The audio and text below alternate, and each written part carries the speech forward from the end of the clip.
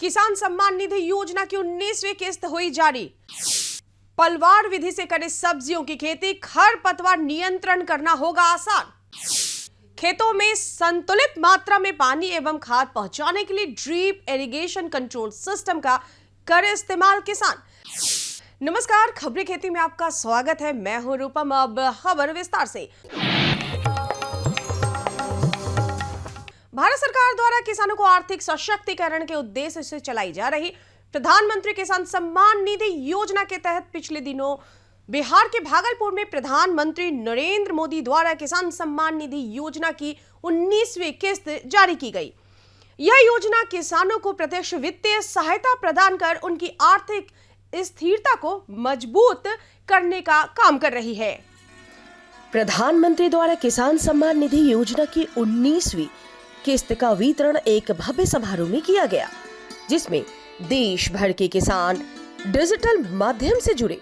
इस अवसर पर प्रधानमंत्री ने किसानों को संबोधित करते हुए कहा कि किसान देश की रीढ़ है और सरकार उनके आर्थिक उत्थान के लिए प्रतिबद्ध है। साथ ही उन्होंने यह भी कहा कि आज बिहार के किसानों के बैंक खातों में लगभग 1600 करोड़ रुपए सीधे जमा किए गए हैं। उन्होंने बिहार और देश की अन्य हिस्सों के सभी किसान परिवारों को शुभकामनाएं भी दी। आज जो किसान सम्मान निधि दी गई है, इसमें बिहार के भी 75 लाख से अधिक किसान परिवार है। बिहार के किसानों खाते में आज सीधे करीब 1600 करोड़ रुपए उनके खाते में पहुंच चुके हैं।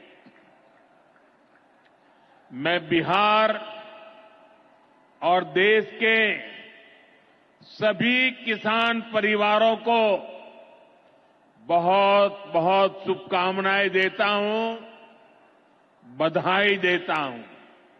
इसके अलावा प्रधानमंत्री किसान सम्मान निधि योजना की 19वीं किस्त के हस्तांतरण कार्यक्रम का सीधा प्रसारण हाजीपुर के हरिहरपुर गांव स्थित कृषि विज्ञान केंद्र के द्वारा किया गया। इस कार्यक्रम में केंद्रीय गृह राज्य मंत्री नित्यानंद राय मुख्य अतिथि के रूप में शामिल हुए। कार्यक्रम के दौरान केंद्रीय मंत्री नित्यानंद राय ने किसानों को संबोधित करते हुए कहा कि अब तक हर किसान को 38,000 रुपए तक की आर्थिक सहायता दी जा चुकी है। 12.7 लाख मीट्रिक टन यूरिया का उत्पादन का नया कारखाना सामने लगा है।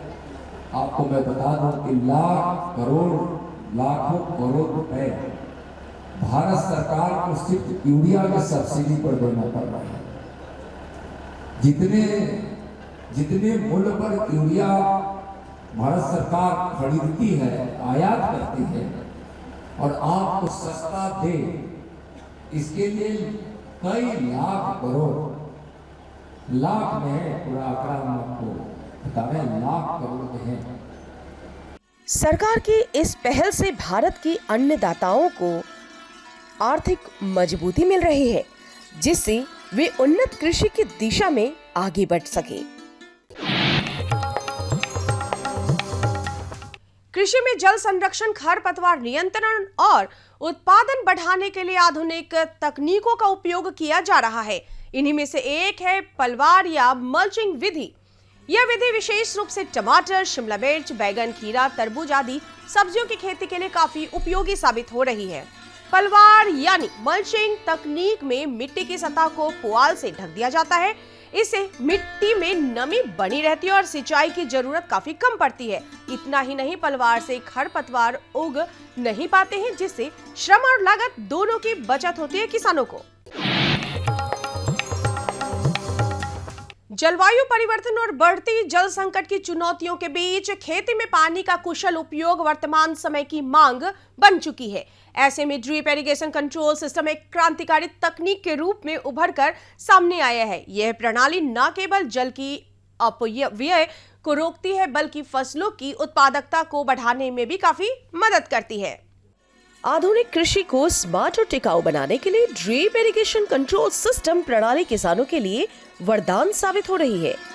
ड्रिप इरिगेशन कंट्रोल सिस्टम एक उन्नत सिंचाई तकनीक है जिसमें पानी को पाइपलाइंस के और ड्रिप्स के माध्यम से पौधों की जड़ों तक सीधे पहुंचाया जाता है। कंट्रोल सिस्टम इसे और अधिक स्मार्ट बनाता है क्योंकि यह सेंसर, टाइमर और स्वचालित नियंत्रण उपकरणों के माध्यम से पानी और पोषक तत्वों की सटीक मात्रा सुनिश्चित करता है। पानी की प्रत्येक बूंद को सीधे पौधों की जड़ों तक पहुंचाया जाता है। सिस्टम को प्रोग्राम किया जा सकता है जिससे पानी और खाद लेने का समय और साथ ही मात्रा स्वचालित रूप से निर्धारित होती है। राज्य में तरबूज की खेती अब किसानों के लिए लाभदायक व्यवसाय बनती जा रही है। गंगा के मैदानी क्षेत्रों से लेकर दक्षिणी भागों तक इसकी खेती की जा रही है। राज्य की जलवायु और उपजाऊ मिट्टी और साथ ही साथ सिंचाई की उपलब्धता इसे तरबूज उत्पादन के लिए माकूल बनाती है। किसानों को अच्छी उपज और रोग प्रतिरोधक क्षमता वाली उन्नत किस्मों को अपनाना चाहिए। इनमें सुगंधा, अर्का ज्योति, सरस्वती और नव्य ज्योति तरबूज के उन्नत प्रभेद है जिसकी खेती कर किसान भाई अधिक से अधिक उत्पादन के साथ अधिक से अधिक मुनाफा कमा सकते हैं। किसानों की जीवन शैली और खेती के तरीके में समय समय पर बदलाव आता रहा है। सफलता की आज की कड़ी में हम बात करेंगे वैशाली जिले के किसान रामबाबू सिंह की, जिन्होंने पारंपरिक खेती से हटकर वैज्ञानिक तकनीकों और आधुनिक तरीकों को अपनाकर गोभी की खेती कर अपार सफलता हासिल किए हैं। रामबाबू उन्नत किस्म की गोभी की खेती करते हैं। इसे न केवल उनकी फसल में बाजार मूल्य बढ़ा बल्कि उपभोक्ताओं के बीच भी इनकी गोभी की मांग काफी तेजी से बढ़ रही है। और अब आइए एक नजर डालते हैं किसान भाइयों मंडी के ताजा भाव पर। आइए अब एक नजर डालते हैं राजधानी पटना की सब्जी मंडी में और जानते हैं हरी और ताजी सब्जियों के भाव। बैगन 1050 रुपए प्रति क्विंटल, टमाटर 1000 रुपए प्रति क्विंटल, गोभी 1200 रुपए प्रति क्विंटल, बंद गोभी 800 से 900 रुपए प्रति क्विंटल, मटर 1500 रुपए प्रति क्विंटल। और चलते चलते किसान भाइयों आप देखिए मौसम का पूर्वानुमान। धूप खिली रहेगी और मौसम शुष्क रहेगा। अब तापमान में धीरे धीरे बढ़ोतरी भी देखी जा सकती है।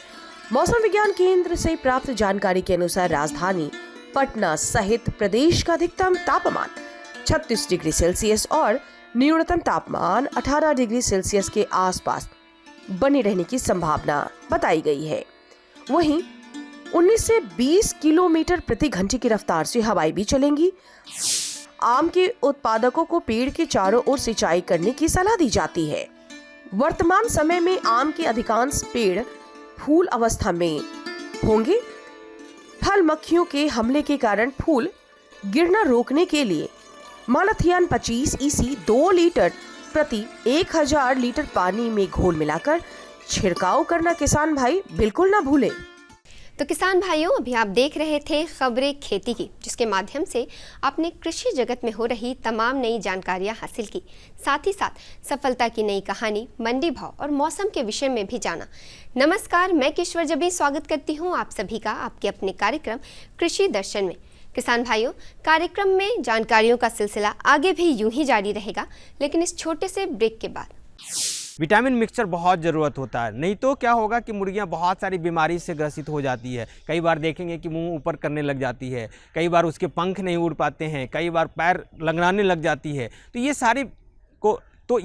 सारी चीज़ें होते हैं। बीमारियों को रोकने के लिए कॉक्सीडियोस्टेट देते हैं, टॉक्सिन बाइंडर मिलाते हैं ताकि टॉक्सिन ना उसमें परेशानी करे। तो ये सारी चीज़ें मिला के हम 1 क्विंटल दाना बनाते हैं। हर जोखिम से निकल कर फसल आए, सुरक्षित हो जाए। फसल बीमा से हर किसान अब आत्मनिर्भर हो जाए। अब सूखा पड़े या बाढ़ आ जाए, कोई डर नहीं। अब ओले पड़े या कीट पतंगे फसल खा जाए, कोई फिक्र नहीं। अब कैसी भी आपदा हमारी फसल पे आ जाए, क्षति होने पर हमारे दावों का उचित भुगतान मिलता है, क्योंकि हमने लिया है प्रधानमंत्री फसल बीमा। बुआई से फसल कटाई तक हर जोखिम का दावा, न्यूनतम प्रीमियम पर अधिकतम भुगतान का वादा। योजना से हर साल जुड़ रहे हैं 5 करोड़ से ज्यादा किसान। अब आपकी है बारी। नजदीकी कृषि कार्यालय, सहकारी समिति, बैंक शाखा, अधिकृत बीमा कंपनी या जन सेवा केंद्र में स्वेच्छा से करा सकते हैं पंजीकरण। फसल बीमा पोर्टल या फसल बीमा ऐप द्वारा भी किया जा सकता है पंजीकरण। प्रधानमंत्री फसल बीमा योजना, आपकी फसलों का संपूर्ण सुरक्षा कवच। कृषि एवं किसान कल्याण मंत्रालय, भारत सरकार। ब्रेक के बाद कार्यक्रम कृषि दर्शन में आप सभी किसान भाइयों और बहनों का एक बार फिर से स्वागत है। किसान भाइयों, जैसा कि आप जानते हैं, ब्रॉयलर एवं लेयर मुर्गी पालन एक ऐसी तकनीक है जिसमें मांस एवं अंडों के लिए मुर्गी पालन किया जाता है। इस व्यवसाय से जुड़े किसान भाई अधिक मुनाफा पाने के लिए मुर्गियों को सस्ते आहार दे सकते हैं। तो कैसे करें ब्रॉयलर एवं लेयर मुर्गियों का सस्ता आहार तैयार? आइए जानते हैं हमारे कृषि विशेषज्ञ पंकज कुमार सिंह से। कृषि दर्शन कार्यक्रम में आप सभी का स्वागत है। किसान भाई बहनों, आज हम बात करेंगे कि ब्रॉयलर और लेयर मुर्गियों का आहार सस्ता कैसे बनाएं। इसके लिए हमारे बीच है हमारे विशेषज्ञ डॉक्टर पंकज कुमार सिंह, जो है पशु पोषण विभाग बिहार वेटनरी कॉलेज से। नमस्कार डॉक्टर साहब, आपका बहुत बहुत स्वागत है हमारे कार्यक्रम कृषि दर्शन में। तो डॉक्टर साहब, सबसे पहले यह बताइए कि ब्रॉयलर और लेयर मुर्गियों में क्या अंतर है? नमस्कार किसान बंधुओं। मुर्गियाँ जो हम पालते हैं प्रायः वो 2 तरह के होते हैं। एक जिसका हम उपयोग करते हैं मांस पर्पस के लिए, जिससे कि मांस उत्पादन होता है, तो ऐसे मुर्गियों को अगर हम पालते हैं तो उनको हम ब्रॉयलर कहते हैं। प्रायः इनका जो जीवन काल होता है कम दिन का होता है, जैसे 35 दिन या 42 दिन के आसपास हम उसका उत्पादन करने के बाद हम उसका उपयोग कर लेते हैं। लेकिन जो लेयर मुर्गियां होती है वो प्रायः हम अंडों के लिए पालते हैं। बहुत सारे अंडे आप बाज़ार में देखते हैं, वो उजले रंग के या उसके कवर में जो होते हैं गुलाबी रंग होते हैं। तो ये जो मुर्गियां अगर उसको आपने अंडे के लिए पाला उसे हम लेयर कहते हैं, और अगर मांस के लिए आपने पाला तो उसे हम ब्रॉयलर कहते हैं। अब क्या ब्रॉयलर और लेयर मुर्गियों के आहार में भी अंतर होता है? क्या आवश्यकता होती है खान पान में? क्या उनको देना चाहिए, या घर में भी ऐसे आहार को तैयार किया जा सकता है? जी, हमारे पशुपालक किसान भाइयों को बताइए। जी बिल्कुल, ब्रॉयलर और लेयर के खान पान में भी अंतर होता है।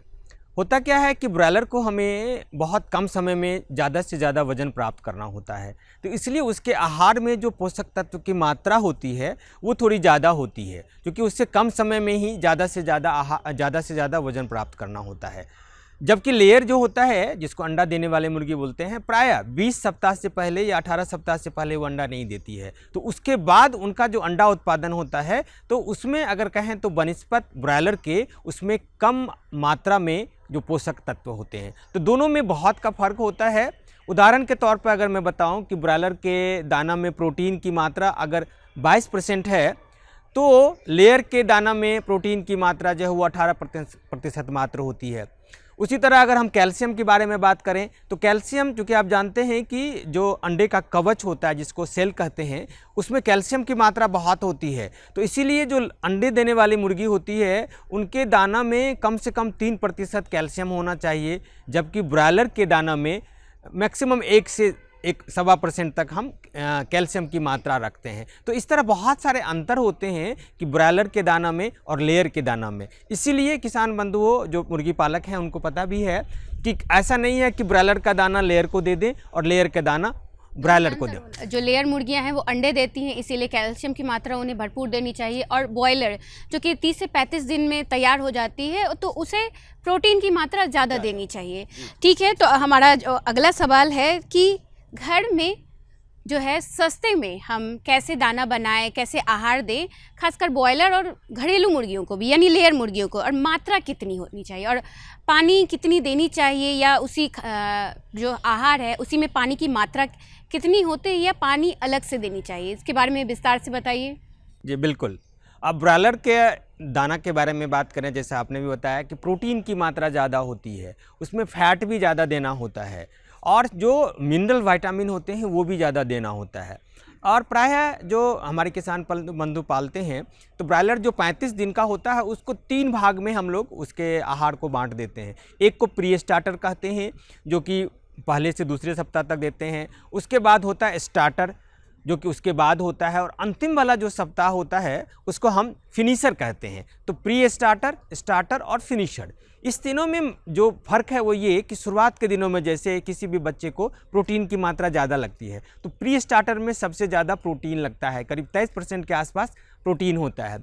लेकिन जब आप स्टार्टर में देखेंगे तो करीब 21.5% होता है, फिनिशर में देखेंगे तो 20% होता है। उसी तरह ऊर्जा की मात्रा आप देखेंगे तो 3000 किलो कैलोरी जो है वो प्री स्टार्टर में है, 3100 किलो कैलोरी जो है वो स्टार्टर में है, और 3200 किलो कैलोरी जो है वो फिनिशर में है। तो कहने का मतलब ये कि जैसे जैसे ब्रायलर की उम्र बढ़ती जाती है प्रोटीन की मात्रा घटती है, लेकिन उसकी जो एनर्जी की मात्रा है वो फिनिशर स्टेज तक क्रम में रहता है।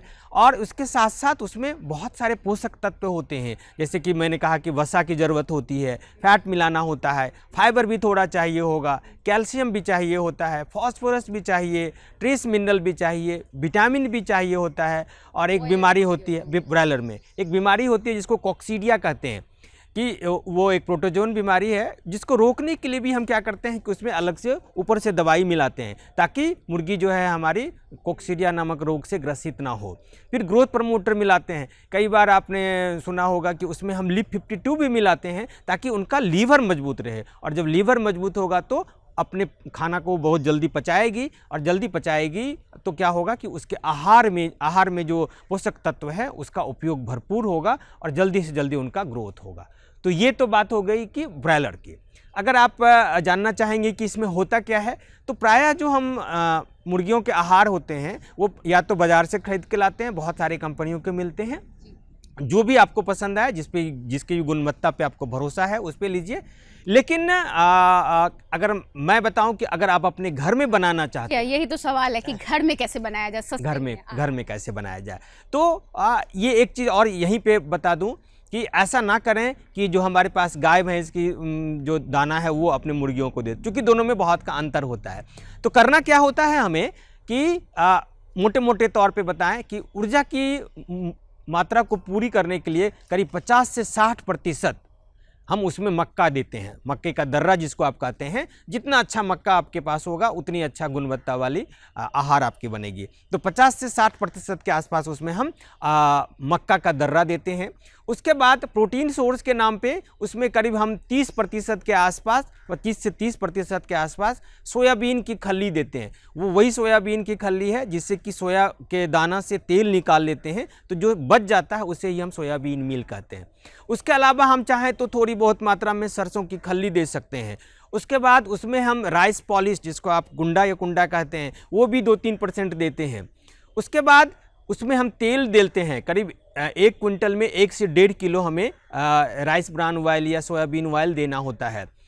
उसके बाद अगर मिनरल के बारे में बात करें तो कैल्शियम की रिक्वायरमेंट को पूरा करने के लिए कैल्साइट पाउडर, जिसको मार्बल का टुकड़ा भी बोलते हैं, वो उसके पाउडर देते हैं। फॉस्फोरस के लिए डाई कैल्शियम फॉस्फेट देते हैं, और उसके अलावा ट्रेस मिनरल देते हैं। इसके अलावा जो हम और सारी चीज़ें देते हैं जैसे विटामिन मिक्सचर बहुत ज़रूरत होता है, नहीं तो क्या होगा कि मुर्गियां बहुत सारी बीमारी से ग्रसित हो जाती है। कई बार देखेंगे कि मुंह ऊपर करने लग जाती है, कई बार उसके पंख नहीं उड़ पाते हैं, कई बार पैर लंगड़ाने लग जाती है। तो ये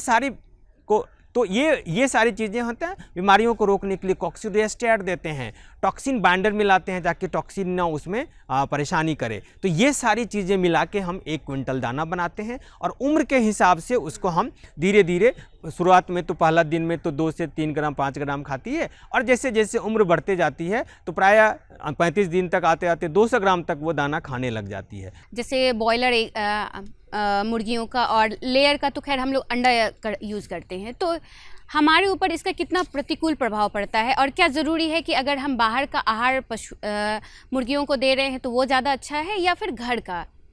नहीं, दोनों अच्छे होते हैं, लेकिन प्रतिकूल प्रभाव ये है अगर मान लीजिए कि वो दाना खराब है, जो आहार जो है खराब है, तो वो चाहे घर में बनाए या बाहर में। हाँ, लेकिन अगर आप सोचें कि घर में आपके पास मक्का है, चोकर है, सोयाबीन है, तो घर में बनाएंगे तो वो कंपेरेटिवली सस्ता होगा और आप देख पाएंगे कि हमने क्या मिलाया। बाज़ार में कई बार आप उसकी गुणवत्ता के बारे में आपको पता नहीं होता है। तो ये अगर संभव हो तो किसान बंधु अपने घर पे बनाए, चाहे वो ब्रॉयलर हो चाहे लेयर हो, और अगर आपको इसके लिए विशेष सलाह चाहिए तो किसी विशेषज्ञ से मिलिए और वो राशन बना देंगे। और उसके अलावा उसके बाद आप अपने मुर्गियों को वो चाहे वो ब्रॉयलर हो चाहे वो लेयर हो, आप घरेलू दाना दे सकते हैं। तो जैसा कि आप सभी दर्शक देख रहे हैं कि किस तरह से बॉयलर और लेयर मुर्गियों का आहार, सस्ते में आहार बनाया जा सकता है, कितना फ़ायदेमंद है। तो बहुत बहुत धन्यवाद डॉक्टर साहब, आपने हमारे दर्शकों को इतनी अच्छी जानकारी दी। तो दर्शकों, अभी आपने जाना कि कैसे बॉयलर और लेयर मुर्गियों में क्या अंतर है, क्या घर में कैसे आहार बनाया जाए और किन किन बातों का ध्यान रखा जाए। तो अगले अंक में हम फिर मिलेंगे ऐसे ही कुछ नई जानकारियों के साथ। तब तक के लिए मुझे दीजिए आज्ञा। नमस्कार। तो किसान भाइयों, अभी आपने विस्तार से जाना कि ब्रॉयलर एवं लेयर मुर्गियों का सस्ता आहार कैसे तैयार करें। इसी के साथ बढ़ेंगे कार्यक्रम के अगले भाग में। जैसा कि आप जानते हैं, किसानों और कृषि की तरक्की के लिए हमारे केंद्र सरकार ने कृषि से जुड़ी कई योजनाएं बनाई हैं। तो आज हम उन्हीं योजनाओं में से एक योजना के विषय में विस्तार से जानेंगे इस शॉर्ट वीडियो फिल्म के माध्यम से। ये है नया बदलता भारत, जहां कृषि को मिल रही है तकनीक की ताकत। आज युवा किसानों की आधुनिक दृष्टिकोण और नवाचार कृषि में नई उम्मीदें जगा रहे हैं। आधुनिक कृषि की ये नई तस्वीर खेती को प्रभावशाली और सुसंगत व्यवसाय बना रही है। कृषि के पुराने तरीकों से कीट, रोग और मौसम में उतार चढ़ाव जैसी समस्याओं का समाधान संभव नहीं है। इस बात को समझते हुए माननीय प्रधानमंत्री श्री नरेंद्र मोदी जी ने कृषि को भी धीरे धीरे हाईटेक बनाने की पहल की है। ड्रोन टेक्नोलॉजी हमारे कृषि सेक्टर को दूसरे लेवल पर ले जाने वाली है। किस जमीन पर कितनी और कौन सी खाद डालनी है, मिट्टी में किस चीज की कमी है, कितनी सिंचाई करनी है, ये भी हमारे यहाँ अंदाजे से होता रहा है। ये कम पैदावार और फसल बर्बाद होने का बड़ा कारण रहा है। लेकिन स्मार्ट टेक्नोलॉजी आधारित ड्रोन यहां भी बहुत काम आ सकते हैं। प्रधानमंत्री जी के दूरदर्शी नेतृत्व में केंद्रीय कृषि एवं किसान कल्याण मंत्रालय बड़ी तेजी से किसानों को टेक्नोलॉजी से जोड़ रही है। सरकार कृषि कार्यों के लिए ड्रोन के उपयोग को प्रोत्साहित कर रही है। किसान ड्रोन कृषि उद्योग में क्रांति ला रहा है। यह तकनीक भारतीय कृषि समुदाय का भविष्य है। ड्रोन का प्रयोग पारंपरिक खेती के तरीकों को बदल रहा है। ड्रोन एक आधुनिक तकनीक एक नई आई है, जिससे हमें उससे बहुत फ़ायदा हो रहा है। जो दवाई डाल देते हैं ड्रोन में उड़ के स्प्रे करती है जैसे, और दवाई भी छिड़कती है, हमें बचाव होता है, शरीर का बचाव होता है, उससे बहुत सारे फ़ायदे हैं। पहले हम स्प्रे करते थे मशीन में 100 लीटर पानी 200 लीटर पानी में 1 किलो स्प्रे होती थी, अब उसमें 10 लीटर पानी में 1 किलो स्प्रे होती है। अत्याधुनिक तकनीक, हाई रेजोल्यूशन कैमरों और उन्नत सेंसर्स से लैस किसान ड्रोन भारतीय कृषि क्षेत्र की काया पलट करने की क्षमता रखता है। कीटनाशकों और उर्वरकों का छिड़काव, हवाई निगरानी, फसल और मृदा स्वास्थ्य की निगरानी, बीजारोपण, क्षतिग्रस्त फसलों का आकलन और फसल बीमा के दावों का तेजी से निपटान के अलावा फसलों के स्वास्थ्य संबंधी रियल टाइम जानकारी दे सकता है। यह कीटों, बीमारियों और पोषक तत्वों की कमी की पहचान कर सकता है। इसकी मदद से समय रहते किसान अपनी फसलों की सुरक्षा के उपाय कर सकते हैं। इससे सबसे बड़ा फायदा है कि आप इसमें दवाई डाल के और इसको भर के छोड़ देंगे, पूरे खेत में करके वापस वहीं आ जाएगा। आप जैसे खेत में नहा धोकर गए थे वैसे के वैसे वापस आओगे। साथ ही किसान ड्रोन का प्रयोग स्वामित्व योजना के अंतर्गत भूमि अभिलेखों के डिजिटलाइजेशन और पशुधन ट्रैकिंग के लिए भी किया जा सकेगा। वैसे तो किसान ड्रोन आज देश की जरूरत है, पर ड्रोन चलाने के लिए प्रशिक्षित ऑपरेटर्स की कमी, ड्रोन के रखरखाव की चुनौती और ड्रोन चलाने के लिए जरूरी सुरक्षा निर्देशों की जानकारी की कमी जैसी कुछ समस्याएं अभी भी बनी हुई हैं। इन समस्याओं के निदान के लिए केंद्रीय कृषि और किसान कल्याण मंत्रालय ने कई पहल किए हैं, जिनमें नीतिगत परिवर्तन भी शामिल हैं। कृषि मंत्रालय द्वारा कृषि संस्थानों को 10 लाख तक का अनुदान, व्यक्तिगत किसानों की सहकारी समितियों जैसे CHC और FPO को भी ड्रोन की खरीद के लिए वित्तीय सहायता मिलती है। किसानों के खेतों में ड्रोन के लिए फार्म मशीनरी प्रशिक्षण और परीक्षण संस्थानों FMTTI, भारतीय कृषि अनुसंधान परिषद ICAR संस्थानों, कृषि विज्ञान केंद्रों तथा राज्य कृषि विश्वविद्यालयों को कृषि यंत्रीकरण उप मिशन के तहत आकस्मिक व्यय के साथ ड्रोन लागत की 100% दर पर वित्तीय सहायता प्रदान की जाती है। वित्तीय सहायता और अनुदान प्रदान करने के अलावा ड्रोन फैसिलिटेशन सेंटर का विकास भी किया जा रहा है। कुशल ड्रोन ऑपरेटर्स की कमी को पूरा करने के लिए प्रशिक्षण कार्यक्रम चलाए जा रहे हैं। प्रशिक्षित किसानों की DGCA द्वारा सभी जरूरी औपचारिकताएं प्रशिक्षण केंद्रों में ही पूरी कर ली जाएं, यह भी सुनिश्चित किया जा रहा है। ड्रोन प्रौद्योगिकियों के अनूठे लाभों को ध्यान में रखते हुए मंत्रालय ने ड्रोन के जरिए 10 तरह के फसलों पर कीटनाशक के छिड़काव हेतु मानव संचालन प्रक्रिया SOP जारी किए हैं। आधुनिक कृषि उद्योग एक महत्वपूर्ण मोड़ पर है। कल तक जो किसान संसाधन के अभाव में मजबूर था, वो अब तकनीक की ताकत से मजबूत हो रहा है। नए भारत की नई तस्वीर गढ़ रहा है।